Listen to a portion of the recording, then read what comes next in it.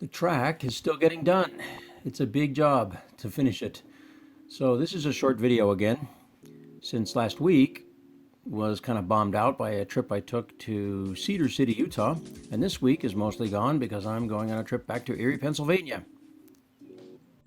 There are a lot of aluminum track parts to make, so we'll get to those in a moment. Meanwhile, this is the car, which is in progresso. I'm modeling it into something that can be 3D printed.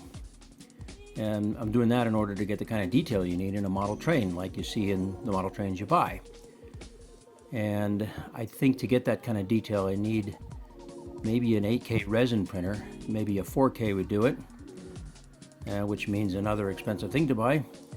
Although it is still amazing that you can get something that can do that for under $500. I'll have to look in to see how well a 4K printer can do. Maybe send a part out. So watch for that. I've modeled the train car to be buildable from about 6 main pieces that get 3D printed. Nowadays, you can make your own plastic model kits. Watch out, Airfix. So the track, back to that, I'm cutting aluminum and it takes about a couple of hours to do each one. This is the first piece that I made past the first prototype of the curve, and I need to make still 2 more of these, and then I've got to make a couple of offset track parts. I call them squiggle tracks, and then some shorter pieces. The shorter ones are a lot easier. This is the way it goes. It takes, you take your time milling the curved slot for the track, and then the outside profile. Makes a lot of chips. So a little bit of SolidWorks here. I'm redesigning the Carriage. Right now I've got it working, but it has some wide side pieces that hold the bottom, the motor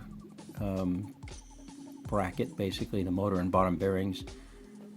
And now I'm making it so that that's attached to the side bracket with internal parts that go inside. It's a very tight fit, but I think we can get it to work. And then you can see I've redesigned the holding brackets that go to the pylons, maybe to look a little more interesting. And here I'm mating a couple of screws. In SolidWorks, you bring the parts into an assembly and then you click surfaces that can mate together in various ways, and then say make a mate of that, and it brings them together. And add a few details to go on this model.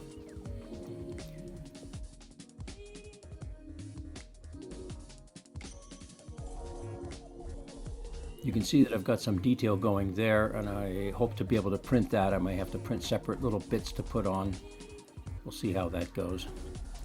The train car itself will have lights inside. The way I'm going to do that is to get circuit boards with LEDs and then find a way to align those inside the cars.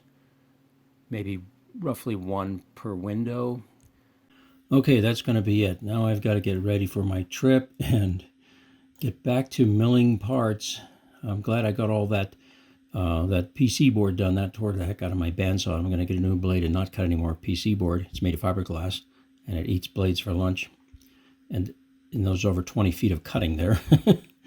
And then the same thing with the end mill. That's only a little tiny 1/8 inch end mill. Easy to replace there. So thanks for watching. Hopefully next Friday I get the train going around the whole loop. We'll see. Stay tuned. Goodbye.